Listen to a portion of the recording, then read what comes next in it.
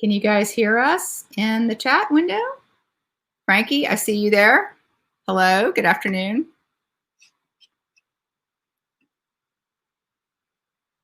Got a good list of folks attending. So we'll get started.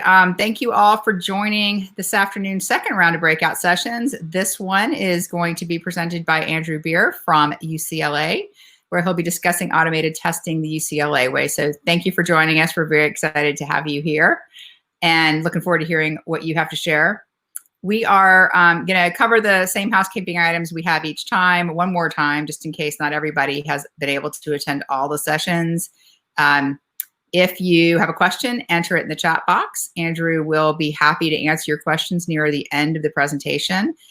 Chat with each other, exchange ideas. That's what the chat box is for. And then if you need to expand the screen to a full screen view in order to better see the content, go ahead and hit the maximize button. I think it's on the bottom right corner. I've been saying upper left, but I think it depends on what your role is as to where that is. So bottom right corner to expand your screen to full screen view. And as we've mentioned, all of these sessions will be recorded so that you can come back and listen to Andrew's again or catch some of the other breakouts that you are unable to attend because you're here. So with all that said, I am thrilled to welcome Andrew to today's breakout, and I'll hand it off to you, sir. Great, thank you, Stephanie. As Stephanie already introduced me, I'm Andrew Beer. I'm a testing specialist here at UCLA. And today's presentation is just going to be a little bit of an overview of the path we've taken to implementing the use of Eggplant, how we've found its fit within our organization and within our testing team, and some of the best practices and outcomes that we've seen so far from that.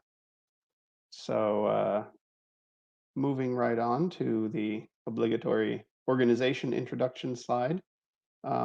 I think most people are probably familiar with UCLA Health, but we are 4 hospitals with a total of 795 beds and over 600,000 patients per year, all across Southern California and obviously particularly the Los Angeles area. So quite large in any case. I don't know.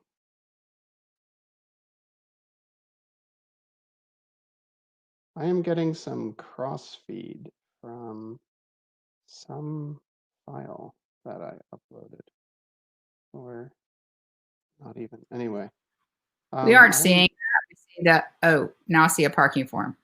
Yeah, it's very strange. I only uploaded the one PDF, but I'm getting all kinds of random things that aren't even my files or from my computer. I'm not sure. All right, I'm just going to try to skip past those. Yeah, there's a technical. Yeah, it's always something. Oh, look, there's pictures. Okay. It's very like good. Thank you. Moving slides on me. I apologize, everybody. I don't want to be off track here, but it's messing with my PDF as I go through. It's fine. Yeah. All right. So the slide that was skipped, which actually showed briefly, I think, and then it got replaced, was a slide just highlighting the testing team. Our testing team here at UCLA is 12 people. We all have our individual areas of specialization. So everybody's got familiarity with this particular basket of applications under them. That being said, we do a lot of cross-training and knowledge transfer to make sure that everybody is familiar with some other areas so that we do have backup, obviously. Our testing responsibility is for the entire Epic EHR implementation, as well as additional downstream systems. And both which integrate with the EHR and which are standalone. So it's quite a full plate. And again, I apologize, but this is not speaking to the current slide, but rather to the one before it. Our Epic and Eggplant journey actually began with those more peripheral or ancillary applications, which are predominantly web-based, and so provided easy candidates for early Eggplant implementation. We started with just one development license with Eggplant, and excuse me, with just two dedicated testers who were focusing on those ancillary applications. They focused on automating those web-based applications that we also support. And some of the outcomes from what they were doing um, resulted in efficiency gains of as much as 50% reduction in testing time. And this was a very significant help to us because a lot of these applications, whether they were web-based or standalone clients, they were affected by monthly Microsoft patch testing needs since they were all kind of running natively in Windows. And so this effort reduction was a very significant one, as it was something that we were running on a quite frequent basis. So that's the initial kind of setting the stage. And then we had the push into Epic. So we wanted to expand our Eggplant scope to the Epic application. Now at UCLA, this was in excess of 25 integrated modules. We have implemented almost all, but not quite all, of Epic's modules that they currently offer. So we had to grow our resources for this effort, obviously. We acquired 2 additional development licenses to cover the 12-man testing team, as I mentioned before. And we did have all the testers go for the Eggplant Fundamentals certification just to kind of establish a baseline of familiarity with the product and with the scripting required and the best practices suggested by Eggplant. Our goal, which it was pretty big at the outset, was to automate our regression testing suite. So at approximately 10 scripts per application, you can imagine that that comes out to roughly 250 scripts when you look at all the regression testing to be done for all the integrated modules. Needless to say, this was quite sizable.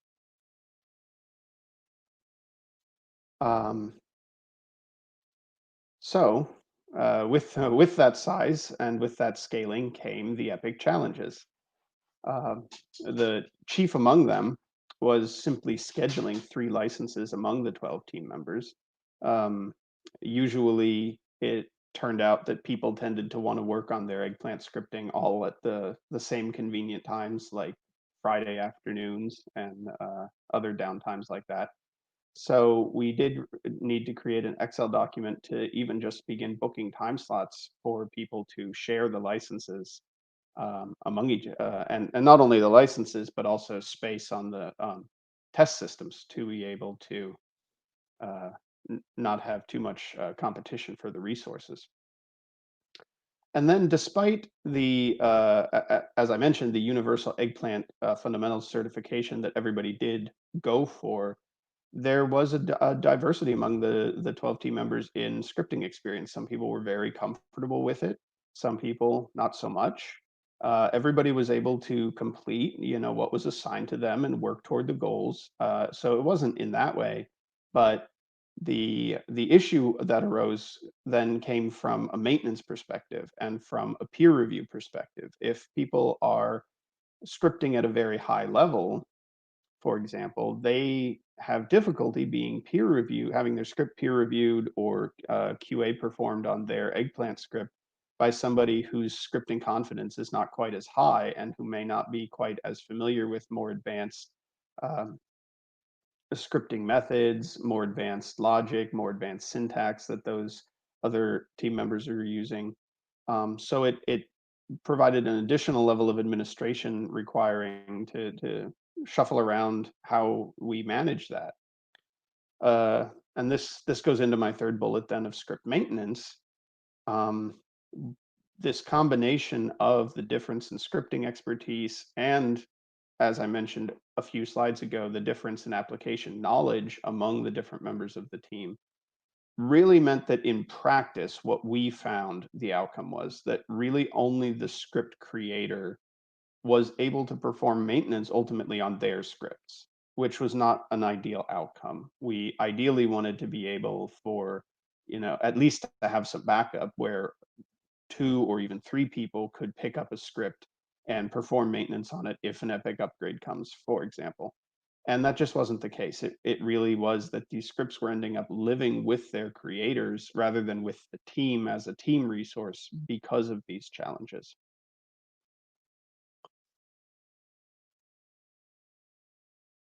And again, I have no idea where this came from. So let me, I lost a lot of slides. Okay, I'm going to do my best to get through this, even those slides are missing. So apologies again for the technical issues. And I will. Andrew, is there a PowerPoint you'd rather run this from, the original PowerPoint? I do have both, yes. Maybe I should just switch to screen sharing and do from the PowerPoint. Right. Okay, let me try that. And then you could just blow through the ones that you've already done and maybe not have the catering menu and the parking lot. I have no, that isn't even in, I have no clue where this is coming from. But it's great to lighten the mood of the afternoon. Yeah, well, now everybody has an imaginary catering menu to think about right before lunch. Okay. So let me go back to where we were. Epic challenges. All right, can everybody see my screen? Yeah, if you put it in presentation mode, we'll be able to see it better. Oh, okay, even better. All right, how does that look? That looks great. Thank you. Now I can't see the chat, so I can't see everybody chatting and saying this looks awesome. So Stephanie, I'm relying on you. Trust me. Okay, so this is the slide we were on, and here we go. So finding a new way. So we did create. Ultimately, we decided to, in a nutshell, what we decided to do was to slim down the entire effort. So we created an eggplant development committee within the team. And this ultimately consisted of 5 members that we selected for this committee, all with some of the aforementioned higher levels of scripting, not only experience, but also confidence. I think that there was a good deal of learning still going on for some people, but the key was having the confidence to try new methods and to really dive in and expand scripting knowledge. And that was something that was easier to focus on within a more dedicated group. And it did include the 2 testers who were initially involved in the pilot, if you recall, back when we only had 1 development license. So with this being said, we also then we were able, with this smaller group, to define incremental development targets. We were able to consult with the other testers who were now freed up of automation scripting duty from a development standpoint. We were able to involve them instead as sort of a customer standpoint, make them customers of this eggplant development committee, and ask them to please focus their time on identifying the likely touch points for automation. Where can we best bring automation into the entire framework? Where can we integrate that most seamlessly with what we're already doing? And this allowed us to set defined goals for which workflows we wanted to automate. We were able to set firm deadlines for these goals that were easier to enforce and easier to track with a smaller group. And the way that we did that was with twice monthly check-in meetings. We were able to provide status updates more cleanly through this method. We were able to check in frequently enough that the group could offer support to each other, share best practices, ask for help when needed. As I mentioned lower down in the very final bullet here, it also provided a very effective forum for when we had time scheduled for the eggplant representative to come and check in with how we're doing and offer to answer any questions. They had a very focused group that we were able to meet with them and really get deep into specific questions, specific challenges we were facing, things like that, which was an improvement over having a larger group asking more general questions, which was kind of how it had played out before. So some of the best practices that we were able to establish along the way and implement more effectively because of this new team model were included such things as establishing common RDP settings and color schemes that we were going to use.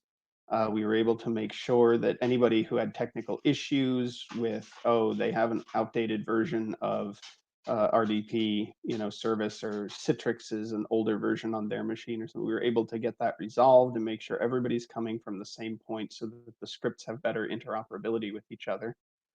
We established a shared header within the Eggplant scripts that we filled out with all kinds of information about which script is this Eggplant, which manual script is this Eggplant script automating, what workflows does it represent, what version, if applicable, of the application was it developed on, prerequisite test data setup required to provide test patients or something for the script to be run in the first place. All that was able to be encapsulated, and we were able to better enforce, again, that everybody uses that in each script. Another example of something we were able to put through was the preferential use of hotkeys to accomplish actions instead of clicking on icons within Epic Hyperspace. As was mentioned in a previous breakout session, Epic loves to change color schemes and icon resolution and images and stuff like that when they have their upgrades. And so using this new standard of using hotkeys was able to make maintenance easier. And then another example is to set standards for the use of logging within the Eggplant scripts so that we can make, again, with an eye toward interoperability so that anybody can pick up these scripts we're writing and run them and make use of them throughout the entire team. And logging is a very important element of that as well. If you have good, judicious use of logging at various steps in the Eggplant script, then it's able to communicate with the user of that script much more effectively. What is passing, what is failing, where are the problem points, and etc. So, excuse me, without further ado, we'll dive right into a little case study of how this looked in execution. One of the earliest outcomes from the new development committee model that we had implemented was to establish a testing suite for our ADT interface message testing. So as it says here, we do, as most systems do, we have numerous downstream systems that need to receive the ADT, so patient movement messages, admission, discharge, transfer, as ADT stands for, as well as a wide range of other messages from scheduling appointments to pending admissions and things like that, that all need to be tested, that downstream systems can see where patients are at. So we do test this on a regular basis, and this is also a frequent area of new project requests that come in, that some new system wants to work with existing patient data and they need to start receiving these messages. And of course, before Eggplant, our model was simply to go in manually and perform these workflows and generate the messages from our test environment. And now, using Eggplant Functional, we have scripted all the standard HL7 ADT message types of AO1, AO2, AO3, etc. And we are able, also through the use of Eggplant Manager, which we licensed. Oh, actually, I think now it comes with the Eggplant Functional license. But in any case, Eggplant Manager was able to be used to queue up the scripts in such a way that the entire testing team, not just the development group, was able to use them on an as needed basis. So it really makes them push button in a sense, but kind of plug and play. And also the use of Eggplant Manager means that we're able to standardize the test environment and standardize the user inputs to the scripts so that it's very user friendly for the rest of the testing team to pick that up. Just a quick visual representation of what that looks like, as I was alluding to. On the top here, you see basically an Excel-based scripting template. And on the bottom, how it looks in Eggplant Manager. So as I mentioned, very much push button. You upload the Eggplant script, you upload some settings, you define the system under test to be used, and then essentially there's a run now button. So it's very streamlined and very user-friendly. Some of the outcomes that we're seeing from this we've been able to use the automation scripts to reduce the manual effort of generating these messages. It's been actually a pretty significant 50% reduction in workload, where before we would estimate about 40 resource hours for this sort of testing. We now estimate 20. So this is in line, if you think back to what I was mentioning at the very beginning, this is in line with the reduction in effort we also saw when we automated the web-based ancillary systems. So it's encouraging to see that this translated over into Epic. And of course, the return on all this reduced effort is that it does allow us to take on additional project work. It does allow us to expand some of our efforts into areas that can't be automated, spend more time on those. So really a positive step all around.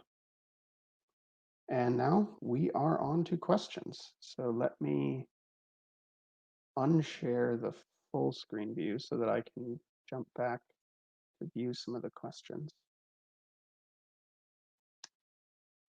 And let's see. See a question for, are the messages going to still workflow driven or pushed manually via Eggplant? So if I'm understanding this question correctly, the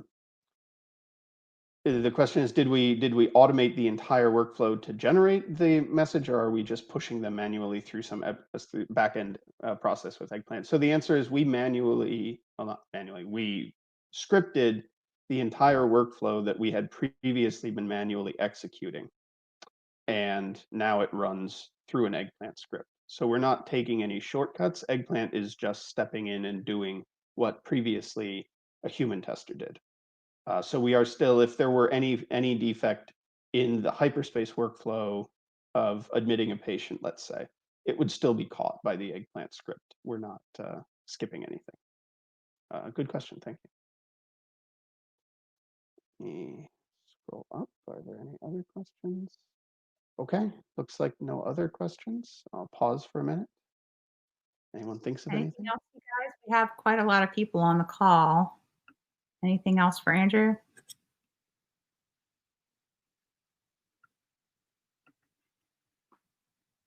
Andrew, are you, if folks come up with questions at a later time, would you be okay if we connected them with you? They could just reach out to us and then we can. Yeah, absolutely. I did include my contact information on the PowerPoint as well, which I just flashed on the screen here. So if they see the recording, they can probably pick it up from there or through you. Great. Oh, here we do Great. have one more question, or two more questions. Terrific. So one is, we have Eggplant scripts to validate the messages in the downstream system. That is an excellent question. I believe that in some limited cases we do, but we are not there yet. But it's definitely something we can work towards. Some of our downstream systems we don't even have the access to, and it more consists of sending an email to maybe a vendor contact. So it's a mixture of how we validate those in the downstream. But yes, it's something we're looking at to automate in the future. More questions coming in. This is great. Okay, so, oh, no. So question from Greg was the same one. And now we have a question about the work effort with maintenance of Eggplant scripts. I would say it has been pretty significant based on Epic upgrades, UI changes, incremental things that come through. So I don't know that we have, or that I have off the top of my head, an hours estimate for the work effort. I think the best I can say it would be in terms of percentages, and I would say maybe as high as 25 to 30% of our total time spent with Eggplant is spent on simply maintenance, going back in after a couple months and realizing that an icon needs to be updated or an image needs to be recaptured or some background color changed slightly and we need to change the tolerance. See a question from Gay about testing interfaced results. I assume that would refer to placing an order and then checking that an appropriate result comes back. So clarify if I'm getting that wrong, but we have gotten to the point of automating placing of like lab orders, for instance, and putting those through. And I think that, yes, a logical next step would be um, checking that when a result for that lab order comes back, that that is mapping to the correct order in the correct patient chart. So we're halfway there. Definitely something we're working on.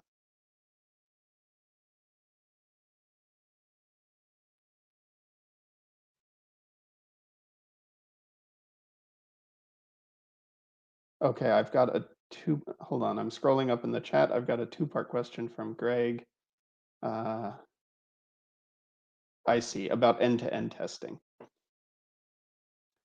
Yes, so to answer Greg's question about end-to-end testing and moving through the different applications, so Grand Central to create the patient, Cadence to schedule the office visit, et cetera, as he illustrated in the chat. So that is what we're working towards. So with this model that I outlined, we basically, what we've gotten to so far is having the individual pieces of that end-to-end ready. And with Eggplant Manager, allowing you to queue up multiple scripts in sequence, that's, I think, what we're really looking at as the logical next step to work on making sure that they can interact with each other. We are, as I referenced in the slides with our work toward the ADT interface messages, we are working on or have to some degree already accomplished the integration of the ADT scripts with each other. So that's a good first step toward that kind of end-to-end. So to give an example of how that looks, if we can run a script that does a pending admission and then turns the pending into admission into a real admission, assigns the patient a bed, then that patient gets transferred to a new unit and then ultimately discharged.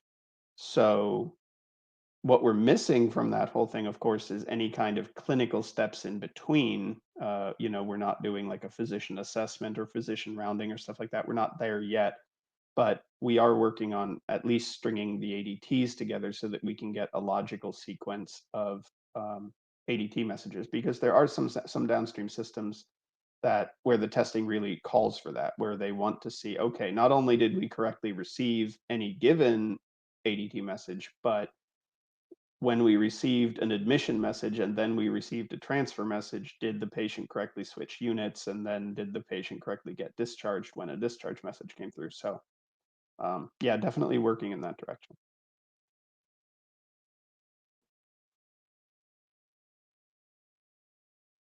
Just reading through here to see if I've missed anything. Oh, let me switch over to the Q&A view. But that was Gay's question, which I already answered. Okay. Anyone else? Any other questions?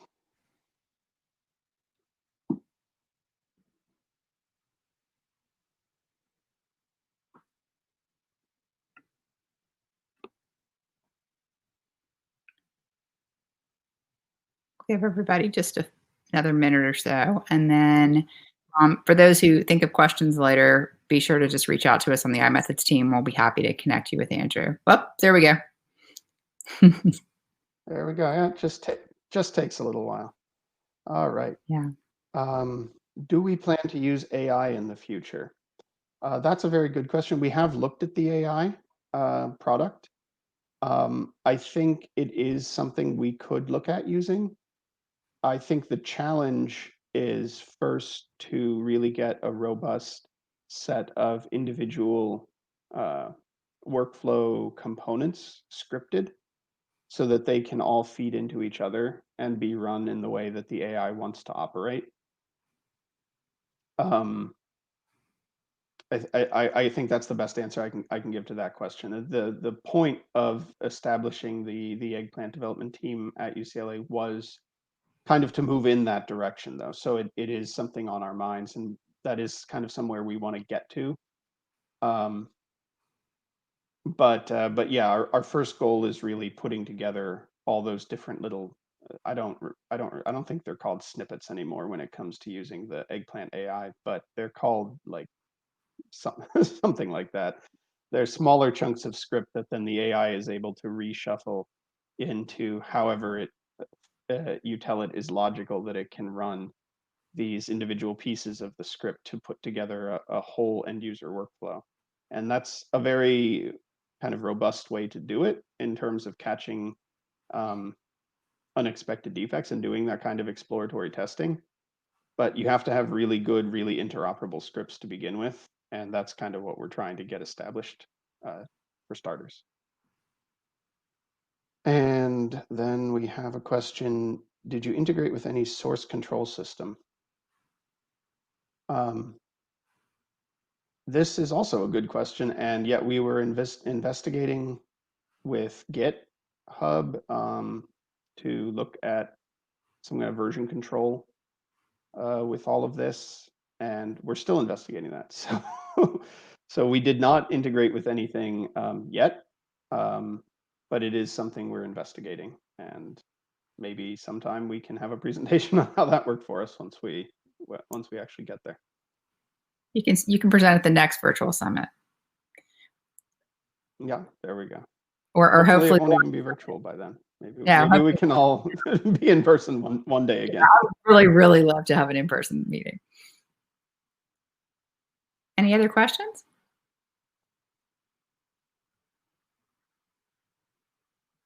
We do have another 10 minutes or so, 15 minutes. So by all means, you guys, here's your chance.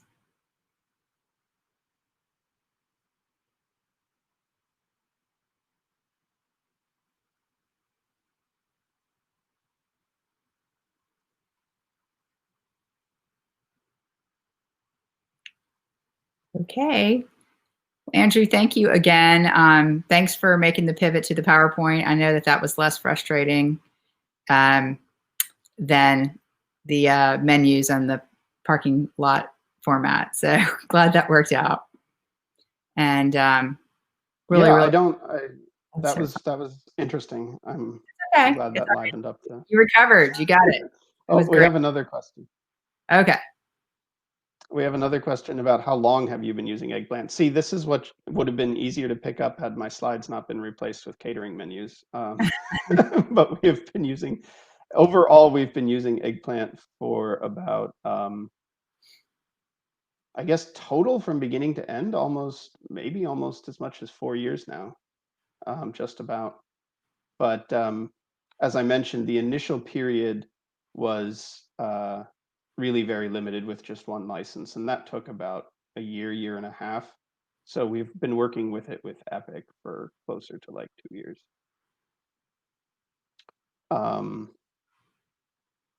Do we have a script repository? Yeah, so this is kind of like with source control. So our source control right now is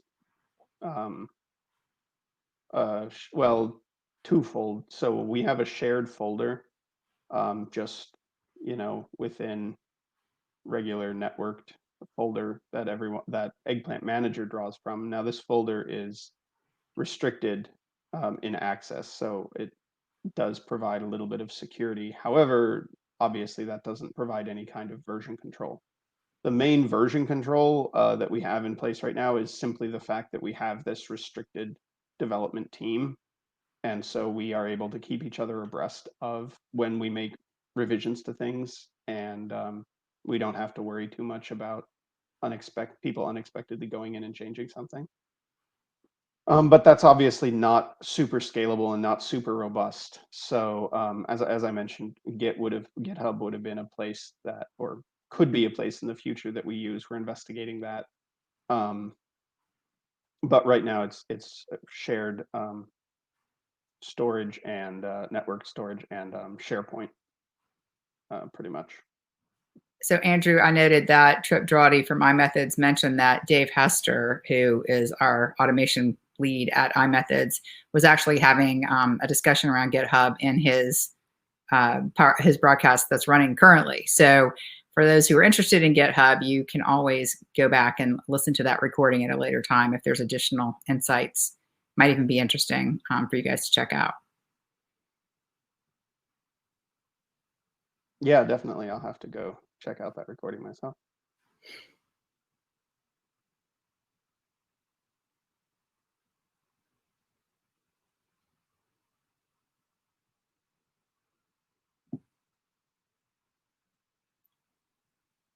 We still have a few minutes, folks. Every time I feel like we're going to wrap it up, someone comes in with a question. There we go. That's right. Every time it's last call, we get some more. That's So right. we're having a good discussion, even though it's through chat. Okay, are your scripts reusable for multiple projects? Yeah, this is a good question. No, yeah, the scripts are very reusable, and this was as I illustrated in the slides, this was our problem initially as we went into Epic, and with the maintenance and with really only having 1 to maybe 2 people who could really maintain a given script, they did become a little bit obsolete too quickly, and they had to be refreshed every time they wanted to be reused for something new. So that was a challenge. With the new model, with having a more focused team, with having more frequent goals, more frequent check-ins, I would say the scripts now are much more reusable for multiple projects. And we have, in fact, reused them for multiple projects. We put all the dynamic information for the scripts initially in CSV files that the Eggplant script would then refer to if it needed to pull information about like what demographics to fill in for a patient or something like that.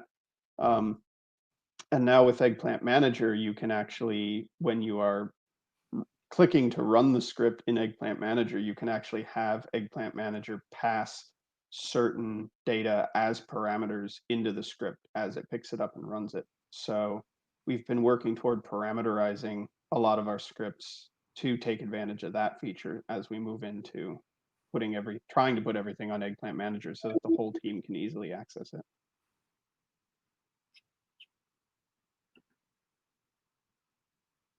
But yeah, the general in a nutshell though is we do have a strong effort to write the scripts in a very generic way so that everything is with variables and like I mentioned, parameterization, so that we're making sure that nothing is hard coded in there that would make the script kind of unusable for a diverse range of projects.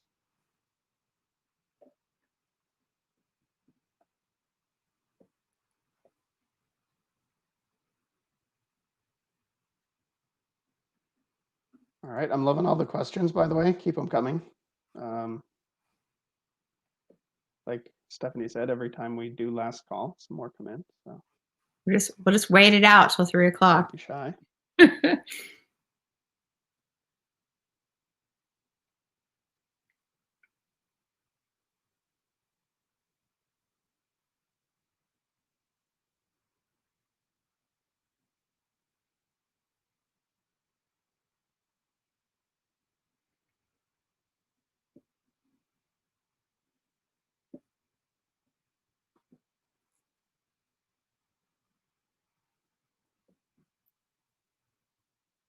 Okay, folks.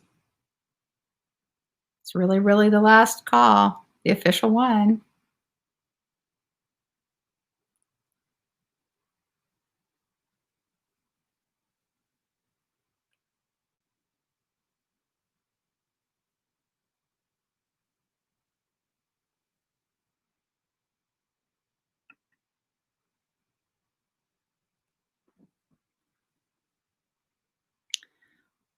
Well, with that, since it is quiet for a few minutes, Andrew.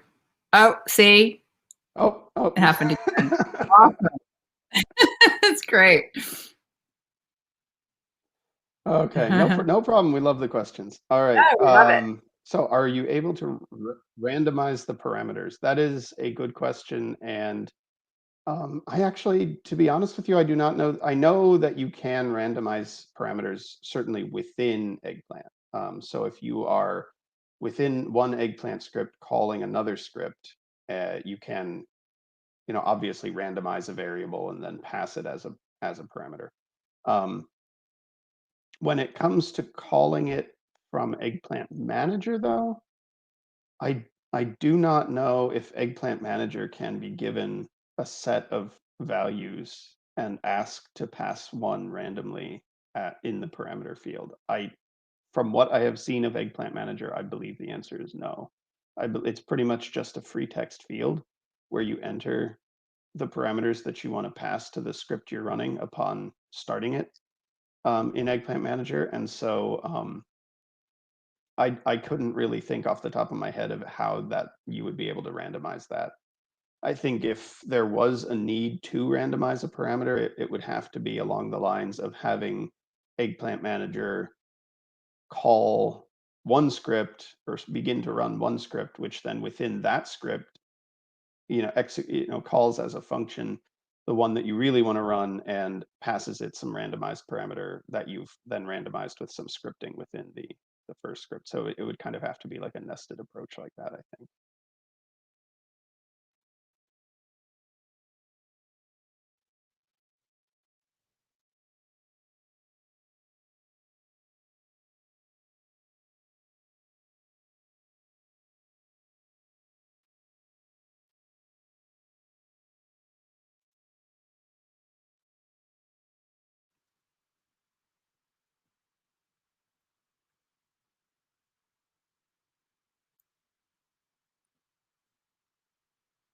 Great, thanks. Thank you for the all the questions. Well, I think we are going to call it, guys, because we're about a minute and a half out from the end of the breakout session. We will absolutely connect you with Andrew. If you have any questions, you can reach out to me or any of the team at iMethods, and we'll put you in touch with him. Thank you for the great questions. Andrew, thank you so much for presenting today. It was great, great information. And I hope that you'll all join us at 3 o'clock. There's a networking session. So if you go back to the lobby and join the 3 o'clock session, it'll be a live, interactive, Brady Bunch style Zoom call kind of event so that everyone can actually see faces and hear voices rather than have a conversation via the chat box. So that should be a lot of fun. So we'll hope you'll join us there. And if not, we will catch up soon, I hope. Thank you all for joining the summit. And Andrew, especially thank you to you for presenting today. Great content. Really appreciate it. Yeah, and thank you for having me. And thanks everybody for all the questions. It's really great. All right. We'll see you at the networking session. Bye, everybody. Thanks.